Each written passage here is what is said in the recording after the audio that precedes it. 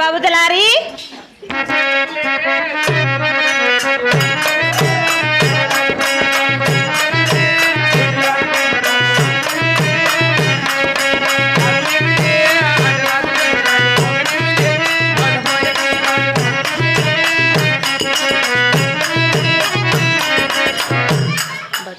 ఎలక ఏ ఎలక ఎలక బక్కలో ఉంటుంది నా బట్ట రాయి కొట్టిపో చచ్చిపోతుంది.